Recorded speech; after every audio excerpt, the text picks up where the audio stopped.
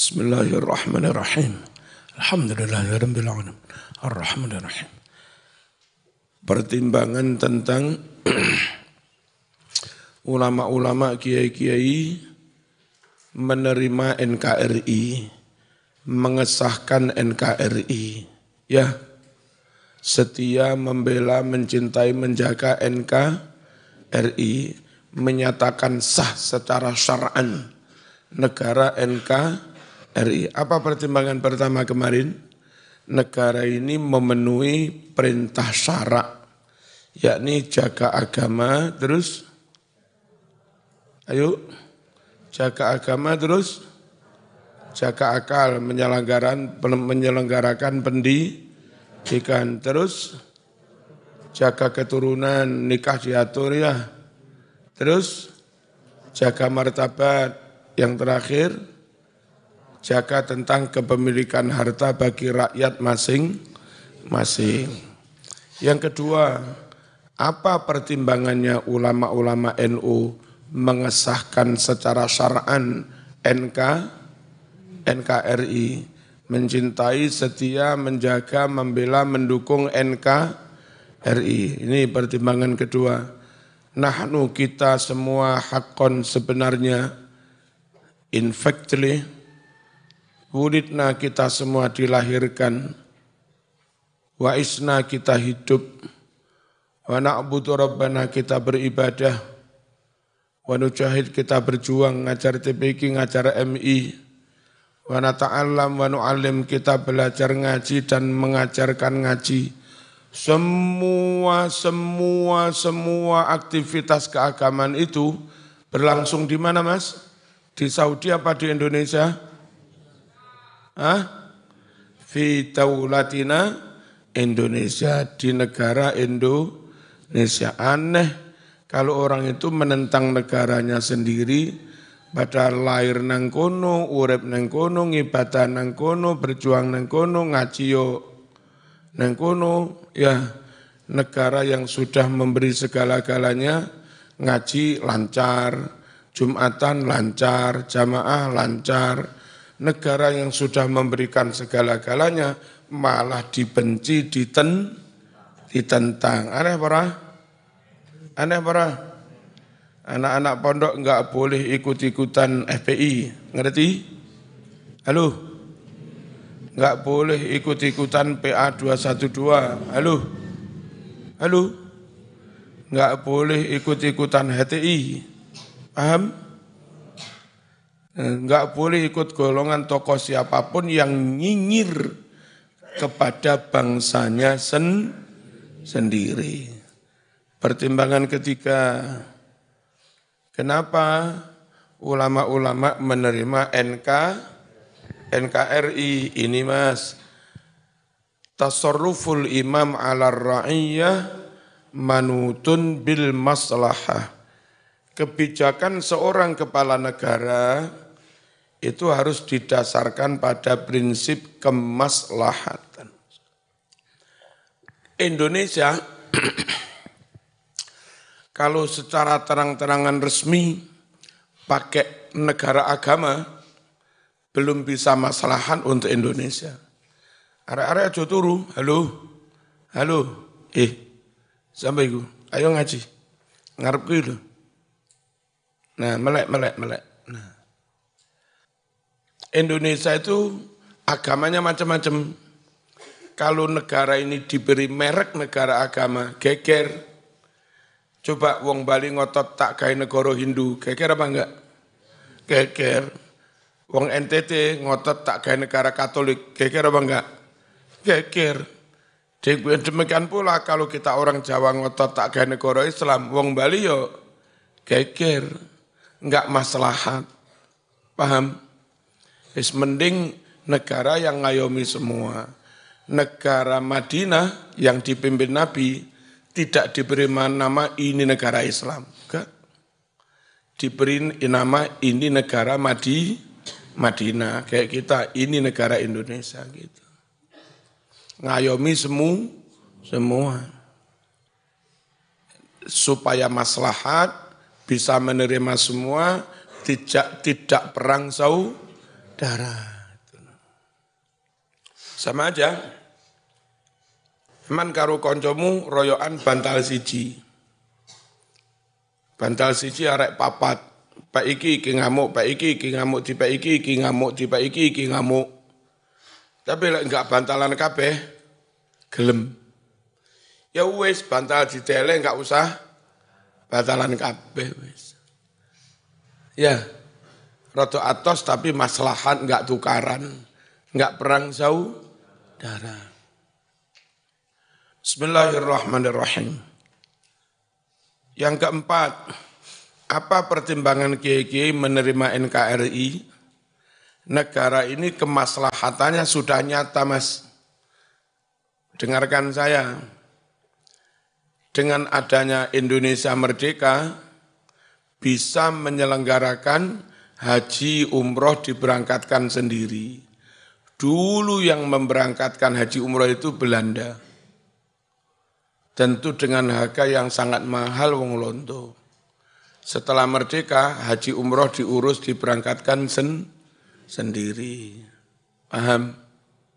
Yang kedua, maslahatnya ketika Indonesia ini merdeka, dakwah bebas, ngedekne pondok bebas, ngedekne madrasah, TPQ, majelis taklim juga bebas, tahlilan sampai RT juga bebas. Dulu jangan bermimpi begini di zaman penjajah. Maslahat apa enggak itu? Gitu, yang Indonesia sembarang jadi enak itu. Maslahat apa enggak? Maslahat menyelenggarakan pendidikan. Dulu orang Indonesia goblok-goblok, jarang yang sekolah ketika dijajah. Begitu merdeka, selenggarakan pendidikan mulai tingkat dasar sampai perguruan tinggi, yang sampai sekarang sudah ada jutaan sarjana. Bahkan banyak yang jadi dosen di luar negeri. Itu loh maslahatnya kalau negara ini merdeka. Lalu dakwah. Dulu sekampung begitu, Jumatan kano separone masjid. Di mana-mana, masjid ngunaku neng Blitar, kadang mekur separuh. Neng Gasek kene, neng Badut. Alhamdulillah, karena negara ini merdeka, terus dakwah juga lancar. Sekarang kaono masjid enggak full.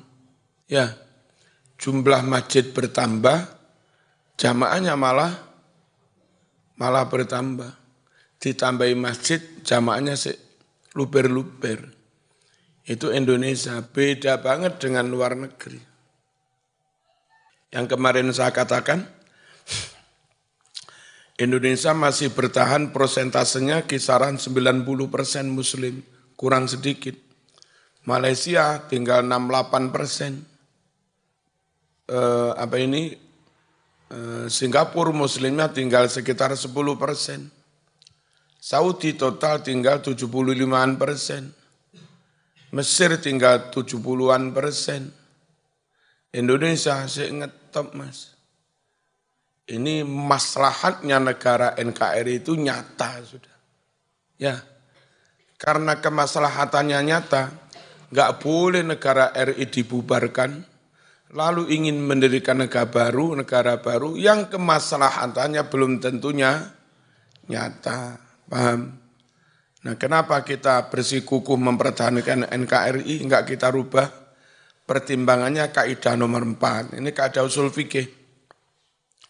La yajuzu tarkul muhaqqaq li ajlil mauhum. Tidak boleh meninggalkan kemaslahatan yang nyata untuk sesuatu kemaslahatan yang masih di awang-awang, kemaslahatan yang belum tentu. Kaidahnya ngono kuwi. Ayo Mas, bubar ya, NKRI bubar ke negara Islam. Lebih baik kadung RI bubar, negara Islam enggak segera berdiri. Akhirnya terjadi perang saudara. Enggak boleh ya. Enggak boleh meninggalkan kemaslahatan yang sudah nyata hanya karena terbuai kemaslahatan top tapi masih dalam impian. Contoh maneh sampean wis penak-penak nang SMA sambil rosat kene. Wis meh tamat sak wulan kas ujian. Kesuksesan sudah di depan mata. Mari ngono dipengaruhi kancamu. Ayo melok aku ning luar negeri, top iki ning Yaman. Top wis. Mau tinggal gini. Halo. Proses-proses keterima di sana, terlanjur sini ditinggal enggak dapat ijazah SMA, sana nyampe sana pendaftaran kadung tutup. Nunggu tahun depan. Nyenyek kan. Jadi kalau kemaslahatan sudah di depan mata, jangan ditinggal. Hanya untuk iming-iming yang belum tentu. Contoh mana? Saman Arab rabi oleh calon yora pate ayu, saman yora pate ganteng. Tapi meskipun enggak pate ayu, nyata sudah. Arae gelem, wong tuane gelem, wis oke, wis positif. Garing ngurus surat neng KUA. Dadak dipengaruhi kancamu, batalno wis. Putus ae, ngawur ae. Ora pate ayu ae. Telah putus ae, gagalno. Tak golekne sing ayu, hafal Quran sugih. Terus areke kira-kira gelem karo aku ora ya mbuh. Wong tuane kira-kira setuju karo aku ora ya mbuh. Ini wong goblok ya. Wis Arab rabi kenyataan sudah nyata di depan mata dadak gak sido. Kepencut karo sing wayu tapi belum tentu. Zaman wong galek isu-isu Arab sarapan diwul. Ya diwul gisine kurang tapi nyata di depan mata garing ngemplok. Dadak karo komen buakne diwul opo ora patek bergizi buak. Tak golekne sego raja lele lawuh sate gule sing enak. Lah kapan iku ya mbuh somben kok somben. Ora oleh bertindak ngene iku ya. Meninggalkan kemaslahatan yang sudah nyata diiming-iming kemaslahatan tinggi belum tentu. Nah, golongan hati itu mesti mengiming-iming top. Nanti kalau negara Islam begini semuanya murah, enggak ada pajak, rabi luru telu oleh ngus.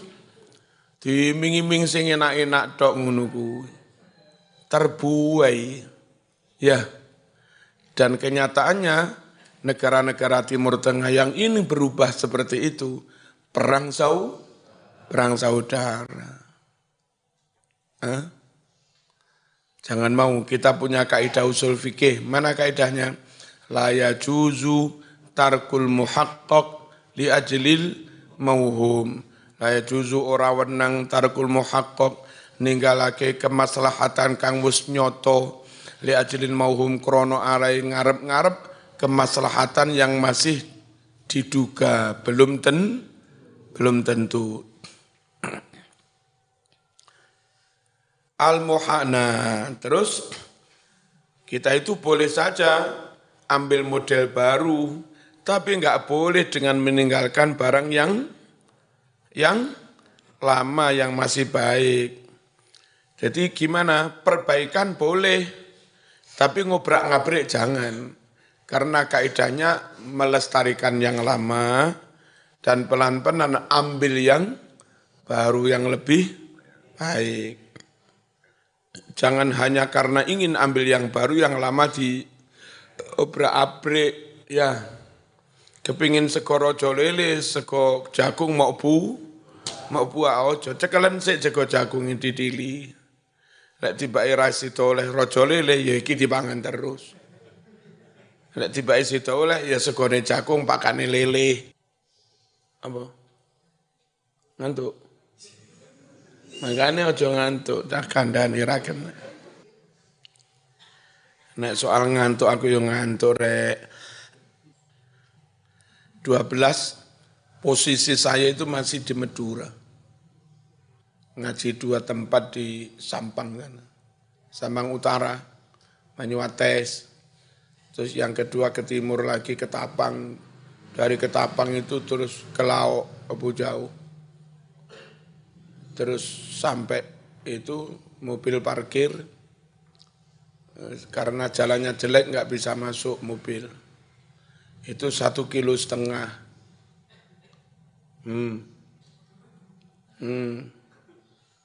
Ya kalau ngantuk ya ngantuk, tapi dimpet lerek ya.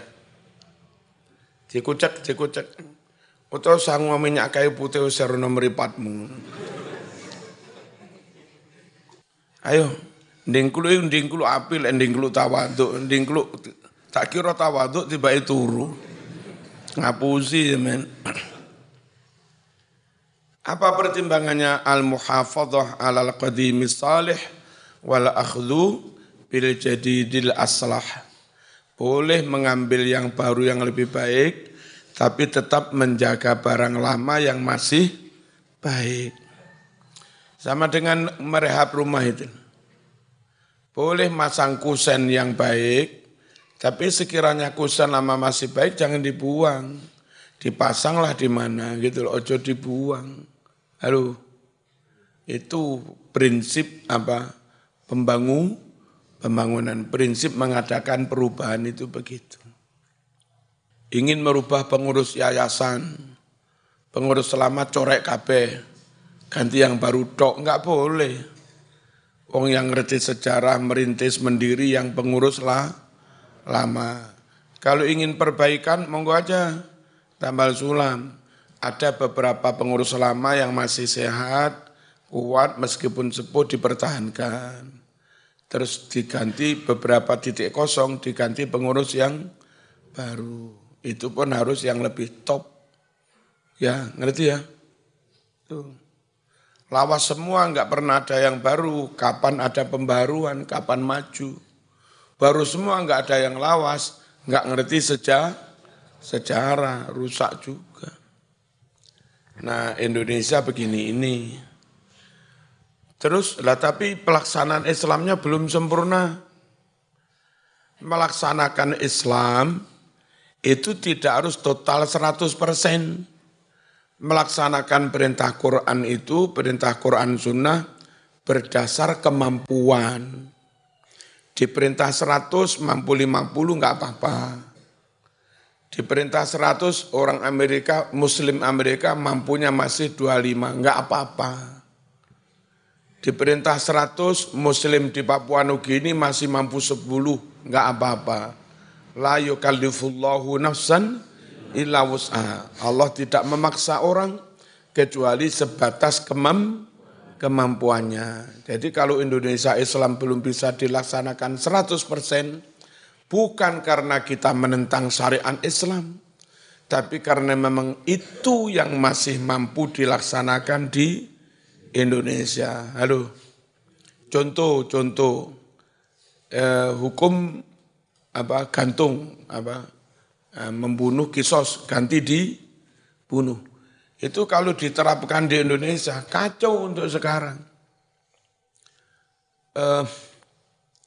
Kualitas hakim belum maksimal, kualitas jaksa belum maksimal, kualitas kepolisian belum maksimal, kualitas saksi belum maksimal. Bisa jadi ketika pemerintahan itu dikuasai oleh kelompok tertentu, lalu ada kebencian, sentimen dengan kelompok lain. Mumpung di pemerintahan, Mas, kepolisiannya kelompok dia, kejaksaannya kelompok dia, hakimnya kelompok dia. Selama 5 tahun berkuasa, menghabisi lawan politiknya. Tokoh kono moro-moro diisukan zino. Padahal enggak, diproses di pengadilan. Dok, Anda terbukti berzina berdasar saksi 4 orang. Lah saksi ini engko kondoyong, dibayar 1 jutaan ya gelem. Ya, akhirnya dirajam tokoh ini, mati. Setelah dirajam mati saksi 4 itu, mohon maaf kemarin kami menyampaikan kesaksian palsu, kami cabut kesaksian. Wong kadung dipateni dadak kon. Paham ya? Jadi untuk konteks sekarang karena kualitas saksi penegak hukum masih begini, kalau dipaksakan hukum kisos, potong tangan kacau. Nyun sewu, ono mbak-mbak mau rapi ra gelem. Langsung gawe isu mbak iku nyolong. Diajukan neng pengadilan, saksi ini dibayar 5 juta kondo, nggih mbak niki nyolong. Akhirnya secara hukum dinyatakan mbak iku nyolong, potong tangan. Setelah potong tangan saksi kondo, ngapunten nggih kula wingi goro, ngawur kadung tanganku diketok lah niku. Kalau kita belum melaksanakan kondisi yang belum memungkinkan, bukan kita menolak hukum syara, enggak. Nah, belum bisa melaksanakan hukum Islam 100%, itu enggak apa-apa. Kalau memang karena memang sebatas itu kemampuannya. Ayatnya jelas kok. La yukallifullahu nafsan illa wus'aha. Ma la yudraku kulluh, la yudraku kulluh. Sesuatu yang tidak bisa dicapai semuanya, kayak Indonesia ini, ajaran Islam belum bisa dicapai semuanya. La yudraku kulluh, jangan malah ditinggalkan, dibubarno. Ayo negara Indonesia dibubarno, bubar. Islamnya belum bisa 100%, ojo. 50% dijaga, dipertahankan, ditingkatkan jadi 51. Terus berjuang, akhirnya ditingkatkan menjadi 52, terus begitu. Ya, jangan dengan alasan Islamnya belum full malah dibubarkan, enggak boleh.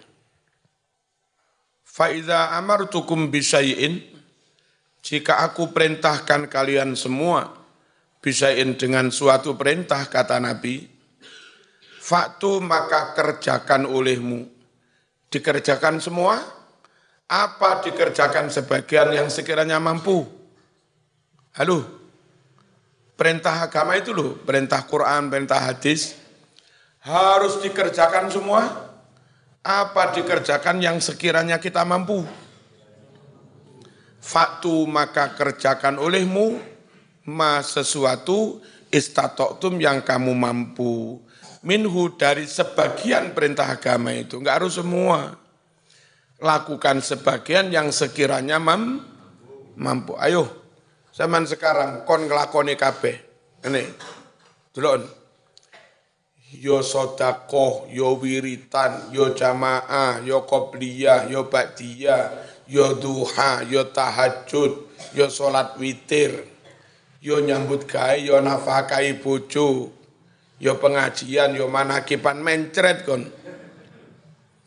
Lek karepmu kabeh mok lakoni. Ya. Ya lakukan sebagian yang mampu, sing pinter nyambut gawe, ora patek wiritan, ora patek tahajud, tapi nyambut gawe pinter, golek dua pinter, sedekah akeh, apik.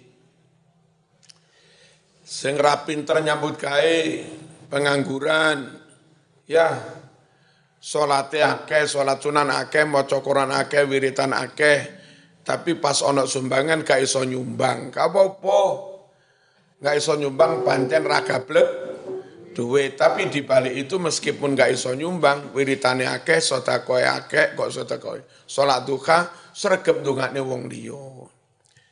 Nyuwun sewu. Sing pinter, cerdas, ngilmuni akeh, sedekah rapatek sedekah, rapatek duwe dhuwit. Wong mulang TPQ bayarane 200.000. Mulang dinia bayarane 100.000, mulang MI isuk bayarane 300.000. Lelek nggo sedekah ra mangan anak-anak bojomu. Guru-guru ngene iki kon sedekah dhuwit ra patek iso. Krana ra patek duwe duit, kon wiritan dawa-dawa ora iso. Lek wiritan dawa-dawa mulang ngantuk. Gimana? Ya dia ngajarnya tok, senajan di sisi lain wiritane kurang, sedekahe kurang, enggak apa-apa, itu yang dia mampu.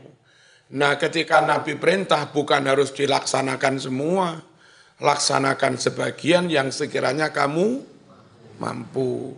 Kemampuan masing-masing orang beda-beda. Paham? Ono kiai top, Mbah Mas Duki Mahfud, Mbah Gading, lakoni kabeh.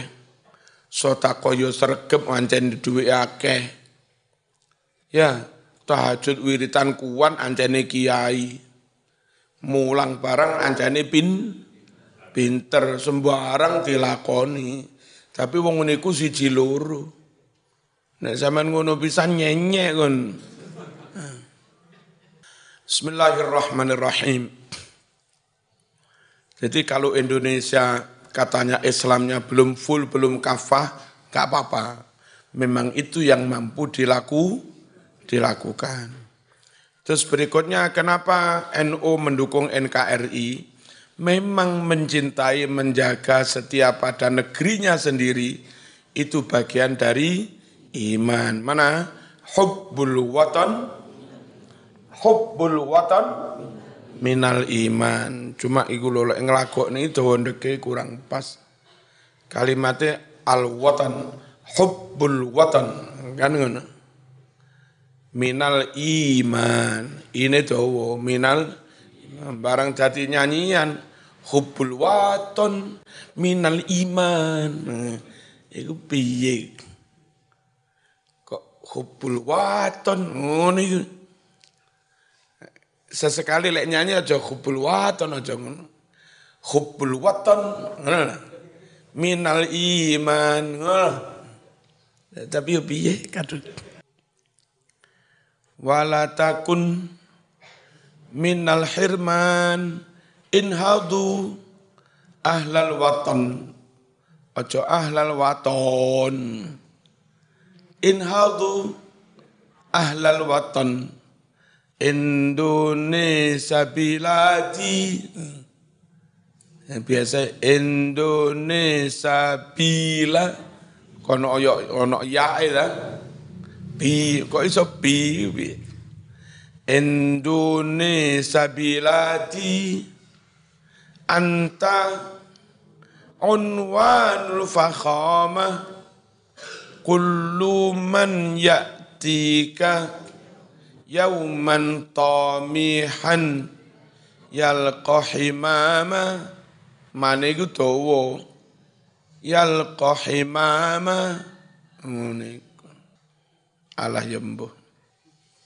Kenapa NU bela negara? Memang itu bagian dari iman. Nabi juga bela negara Madinah. Mati-matian padahal negara Madinah itu ngayomi Islam, Kristen, Yahudi.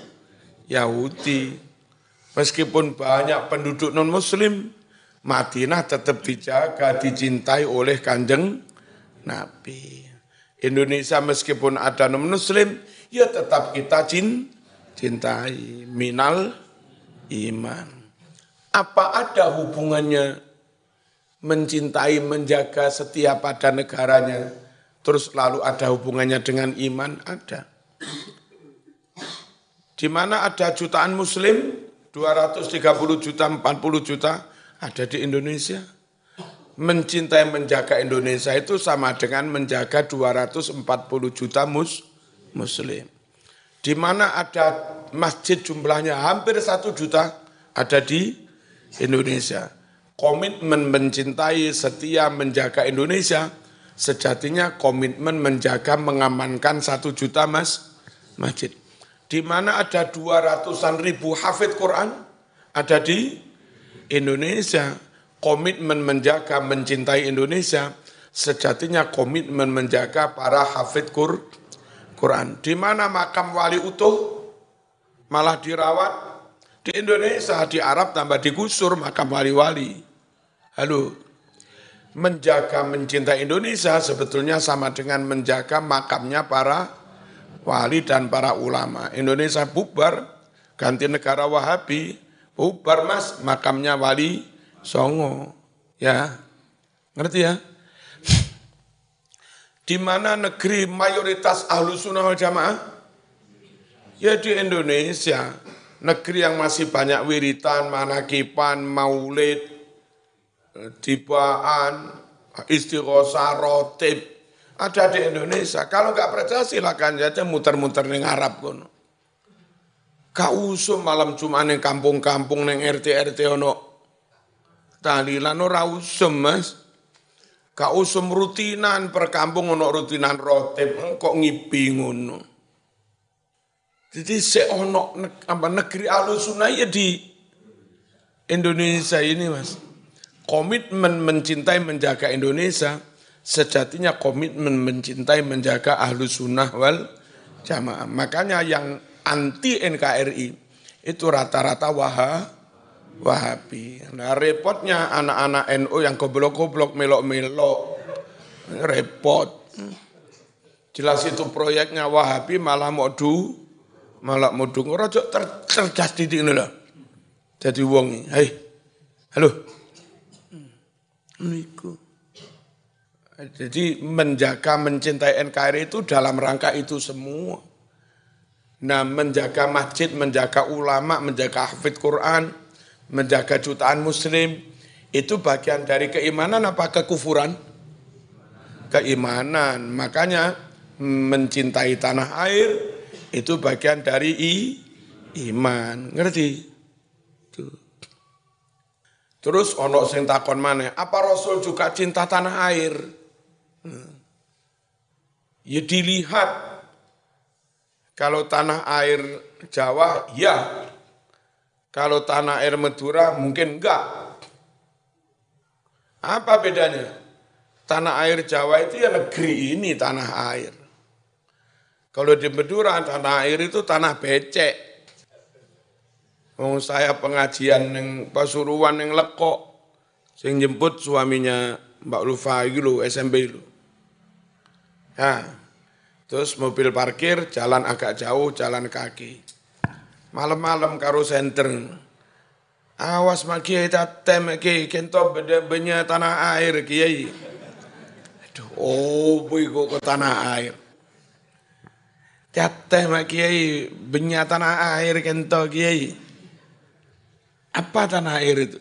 Itu lu kiai yang becek-becek itu kiai. Wah. Nah kalau tanah air yang begitu mungkin Nabi pun ya enggak cinta Mas. Apakah Nabi cinta tanah airnya? Yes. Berarti kalau kita cinta tanah air juga meniru Kanjeng Nabi, sunnah Rasul gitu loh, bukan bid'ah. Mana ini kalimat dari Nabi ini nomor 8 ini.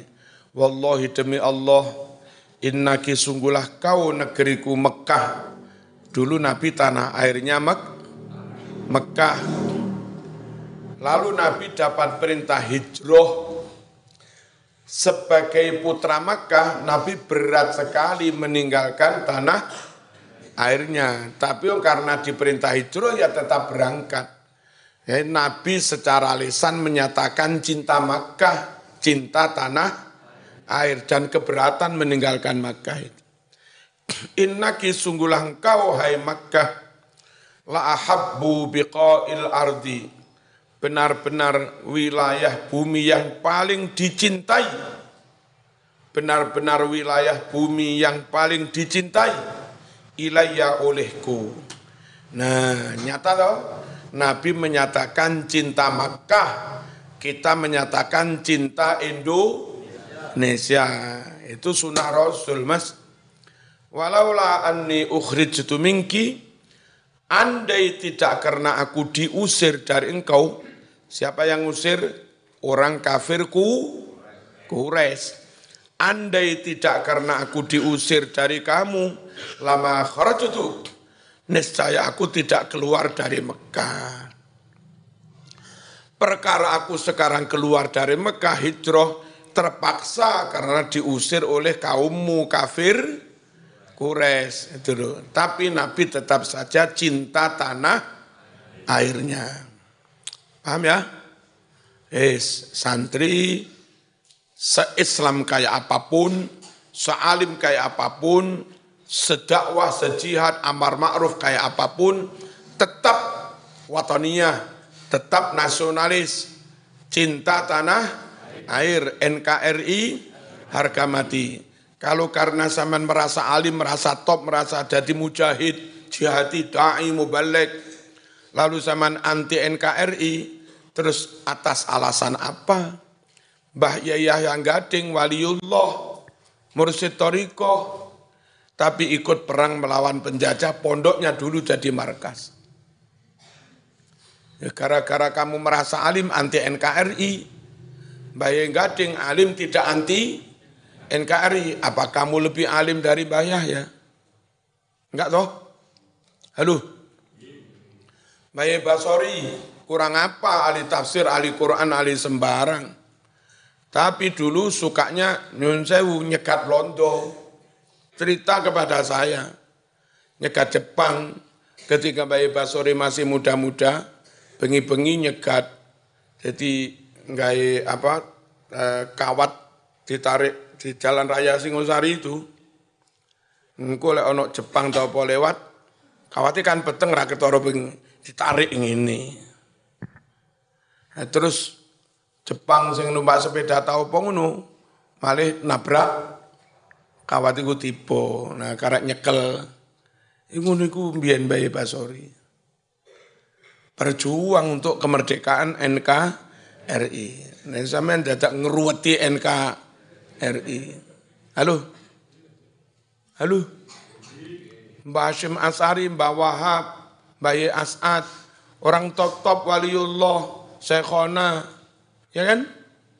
Mereka pejuang NKRI padahal alimnya luar biasa. Ini dalam waktu dekat insya Allah sertifikat pahlawan nasional akan turun untuk Syekhona Khalil Bangkalan.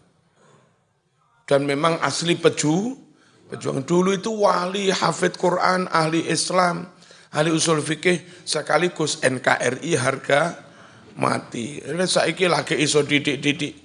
Ya khair, subhanallah, ya khair, akhi, ukhti, ya khair, ngono wis Pancasila kafir matamu.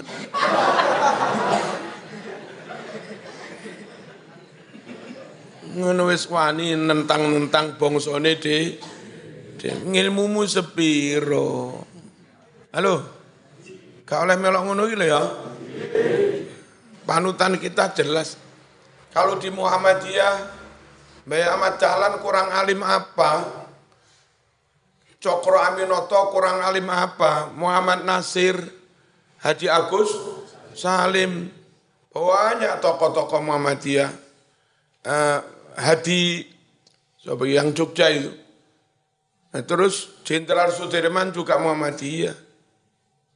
Orang top-top pinter-pinter tapi yo NKRI harga mati. Dadak saiki ana wong ngaku Muhammadiyah, Pancasila kafir. Halo. Ngilmune sepiro?